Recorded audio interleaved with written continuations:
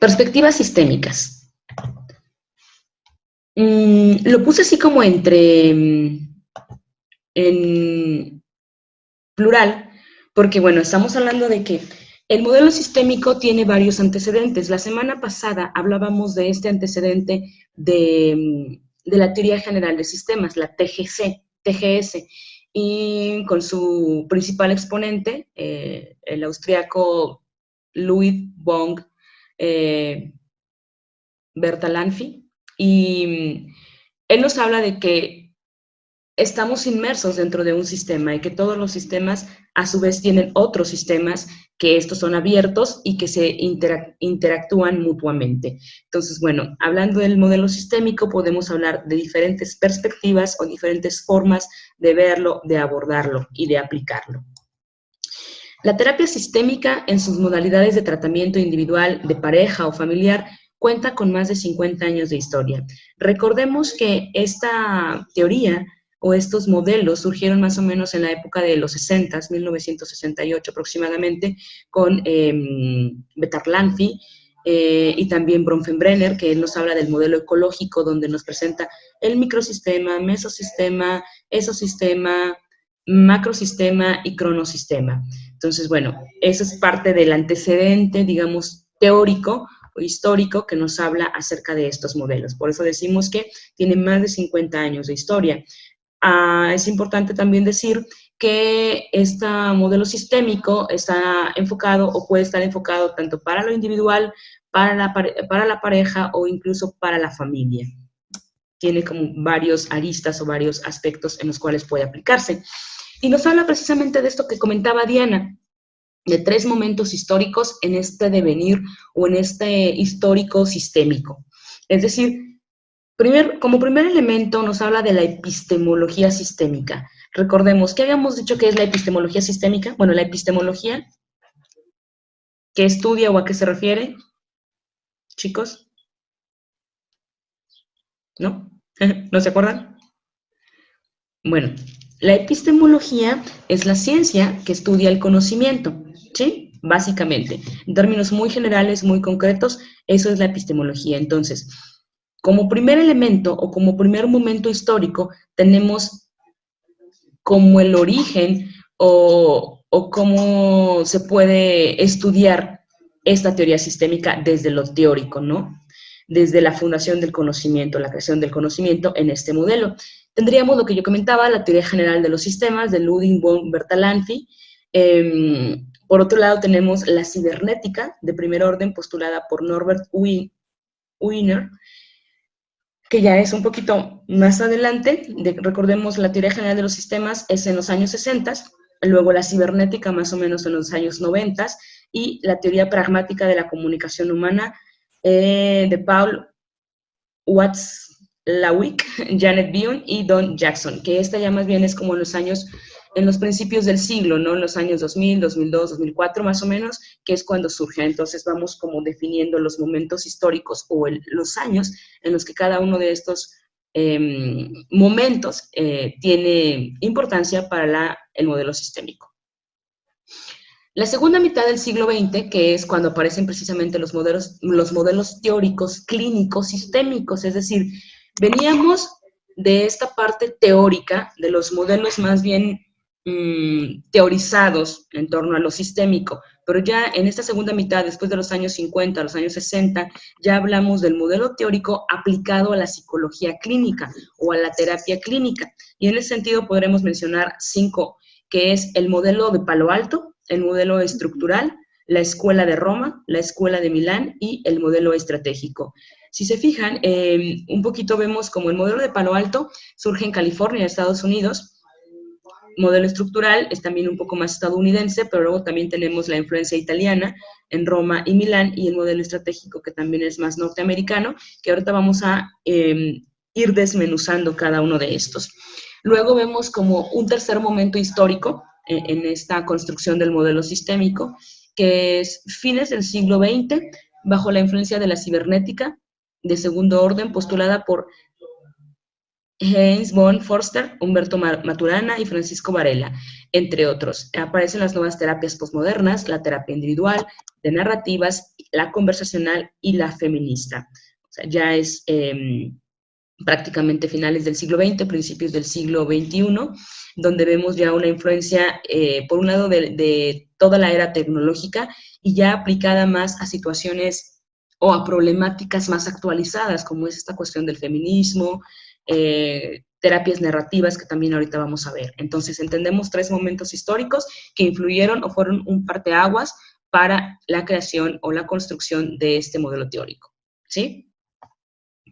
Luego, es importante señalar cómo anteriormente, anterior a este modelo, se hablaba de una visión monádica, de mono, de solo uno, donde remite a la observación de un solo individuo, generalmente señalado por su grupo familiar como el paciente, identificado como el portador de la patología. Es decir, por muchos años se estudió solamente a un miembro de la familia como si él fuera el enfermo o el que tuviera, digamos, la patología sin que se estudiara como la totalidad del sistema o a la familia. Entonces, por muchos años la psicología clínica fue como más individual en ese sentido y, como lo dice por acá, con una causalidad lineal, ¿no? Como estudiar a un solo sujeto, cuando dentro de esta teoría sistémica podemos darnos cuenta que no es solo una persona a quien hay que estudiar, sino es todo el sistema, es todo lo que confluye en torno a esa persona.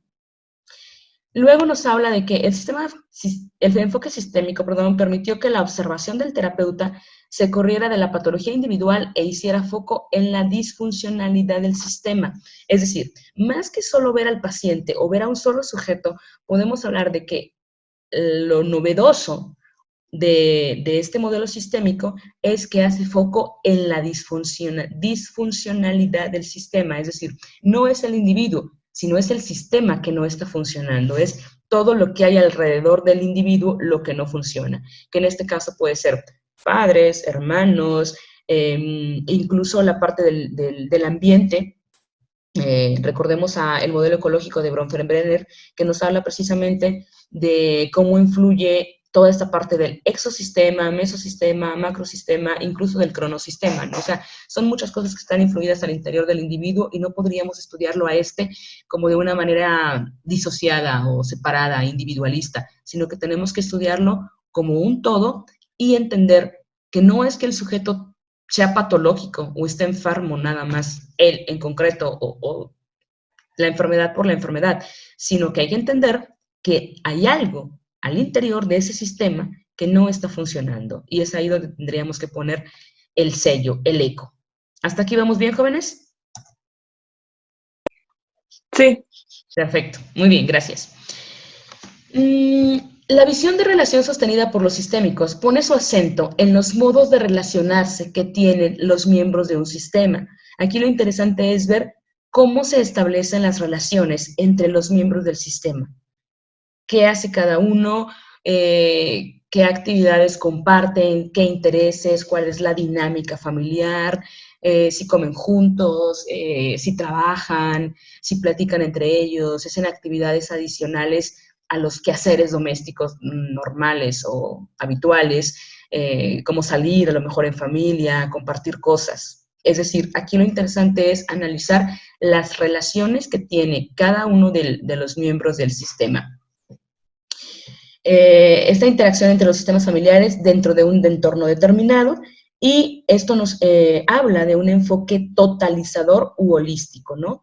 Hablábamos de que hay que poner énfasis en muchas variables y no solamente en el individuo. De esta manera, la terapia sistémica pone su acento en la organización del sistema, cómo se está organizando.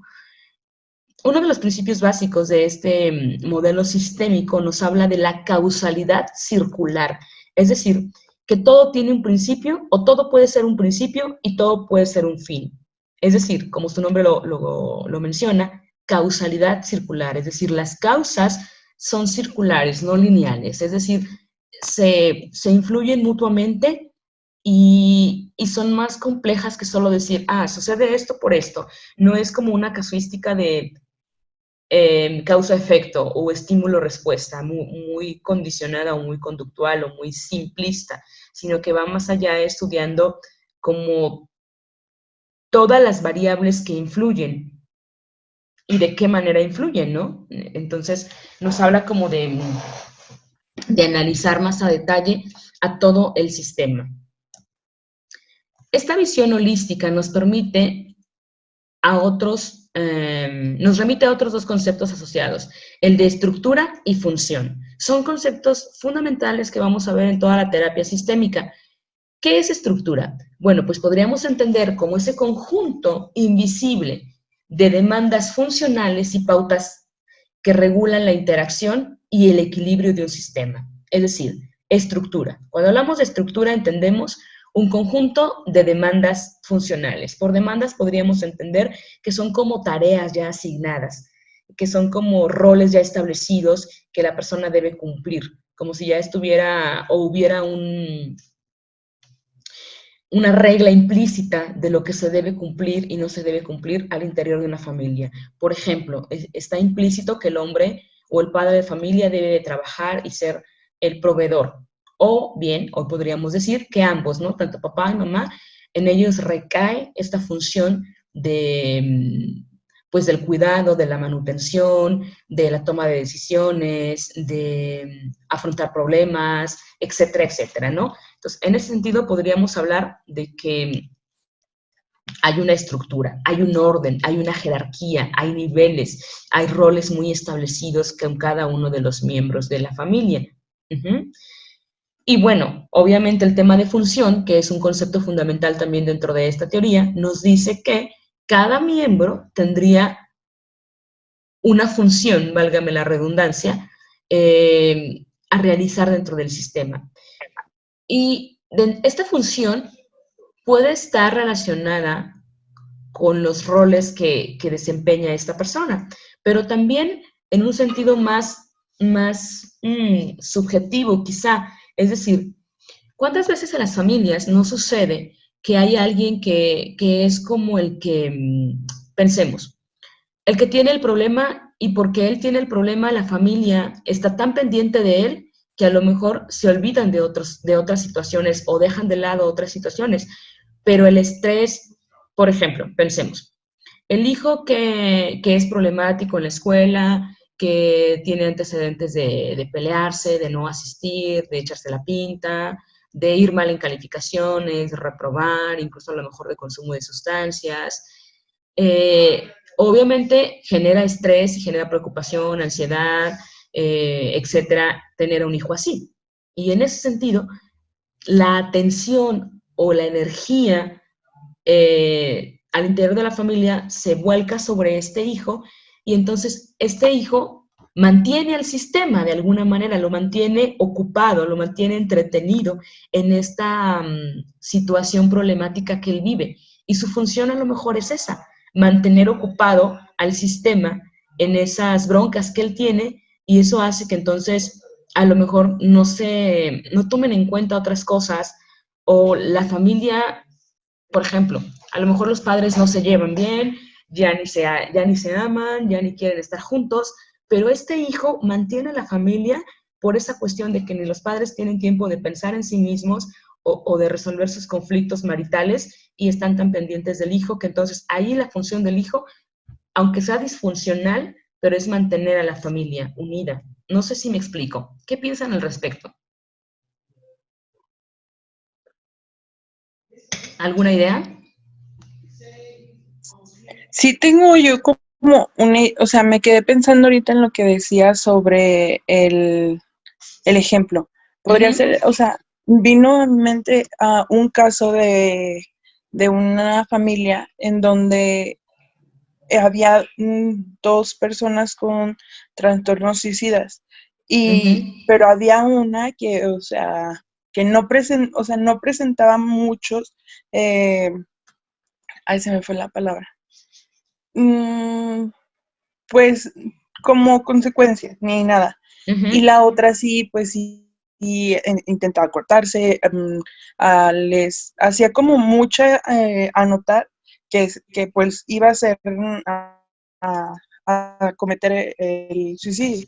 Ujú. Y el otro, él no avisó, no nada, y fue el que lo cometió.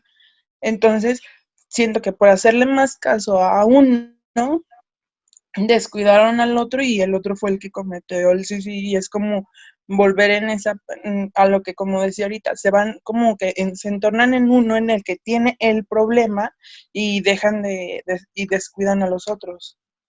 Sí, claro, definitivamente, ¿no? Y en ese sentido, pues, otra vez insisto, cada uno cumple una función. A lo mejor el hijo que descentra la atención o mantiene disperso al sistema, pero en ese sentido está el otro hijo que puede ser víctima o que puede ser alguien que realmente demande atención y no darnos cuenta. Entonces, esta parte de estructura y función van de la mano. Nos dice por acá, sin estructura no hay función y sin función la estructura desaparecería. O sea, cada quien tiene una función. Desde el chico incluso que a lo mejor pasa desapercibido por la familia, también cubre una función, porque es a lo mejor una forma de no dar problemas, de evitar eh, ser el centro de atención, pero igual está cumpliendo una función al interior de la familia. Bien, el cambio estructural al cual se direcciona la cura implica una serie de transformaciones en el seno del sistema, un cambio de perspectiva, una forma diferente de interpretar la realidad, modificando las pautas de transacción del sistema abierto. Dentro de la terapia sistémica, uno de los principales planteamientos es hacer un cambio en la estructura del sistema, pero ese cambio generalmente va a venir derivado de, de un cambio en la perspectiva, es decir, un cambio en la forma de interpretar la realidad. Y cuando empezamos a interpretar la realidad de maneras diferentes, es cuando podemos darle otra connotación a las cosas, otra interpretación, otra forma de leerlo, de interpretarlo. Y a lo mejor algo que está sucediendo como malo, le puedo dar una connotación positiva y de aprendizaje incluso. Primeras terapias sistémicas. Bien, yo les comentaba que una de las primeras antecedentes que se tiene sobre las terapias sistémicas, como terapia, pues, no como teoría sistémica, sino como terapia ya enfocada en la clínica, nos habla, Palo Alto es una comunidad, bueno, es un lugar que está ubicado en California, en Los Ángeles, California, en Estados Unidos, y esto comenzó en el Instituto de Salud Mental o de Investigación Mental en Palo Alto, California. Y más o menos, insisto, todo esto tiene su apogeo, o bueno, más bien sus inicios en los años 60, donde un grupo de investigadores, Jackson y Watzlawick, se juntaron para estudiar el papel que tenía la familia con un miembro esquizofrénico. Recordemos que estas teorías o terapias sistémicas son un poco derivadas también del sistema o del modelo psicoanalítico. Entonces, hacen como mucho énfasis en la parte del síntoma, en el sentido de estudiar como los síntomas que tiene el paciente psiquiátrico en este caso, o que tiene el enfermo mental, y cómo esto impacta en la familia. Es decir, cómo la familia logra lidiar con un enfermo mental o con un sujeto, con una persona que tiene esquizofrenia, ¿sí? Entonces fueron los primeros estudios, haciendo otra vez eco en la parte del síntoma, de cómo esto influía al interior de la familia, cómo se comportaba la dinámica familiar con un miembro enfermo. Surge el primer modelo clínico sistémico, que era una terapia breve, focalizada en la resolución de un problema. Básicamente consistía en unas 10 sesiones y era el objetivo principal reducir el síntoma, posibilitando en el paciente un cambio mínimo que implicara una disminución en la tensión que el problema ocasionaba. Es decir, básicamente lo que nos interesaba o les interesaba a estos investigadores era disminuir el síntoma y con eso de alguna manera disminuir también la tensión al interior del sistema familiar que estaba provocando el tener un paciente enfermo mental. Sin embargo, pues no estaba resolviendo como la forma en la que interpretaban la realidad, no estaba resolviendo la forma en la que se relacionaban los miembros del sistema, no estaba cambiando la dinámica familiar, simplemente estaba disminuyendo un síntoma. ¿Y qué pasaba? Bueno, pues medicamos al sujeto, el sujeto va a estar tranquilo, a lo mejor no va a tener una crisis, no va a tener un episodio psicótico, pero sin embargo no estamos resolviendo el problema. ¿sí? Entonces, de alguna manera fueron los primeros inicios con este objetivo. Y eran terapias breves realmente, ¿no?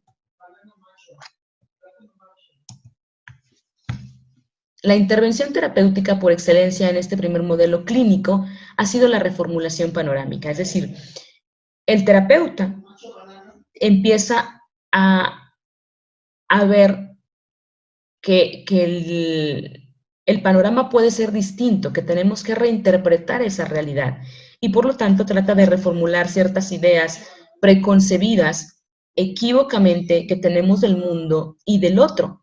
El paciente es quien hace el mayor esfuerzo. Es decir, aquí es donde empezamos a darle un giro o una perspectiva diferente al paciente. Y de alguna manera quitar como todas estas ideas preconcebidas que tenemos.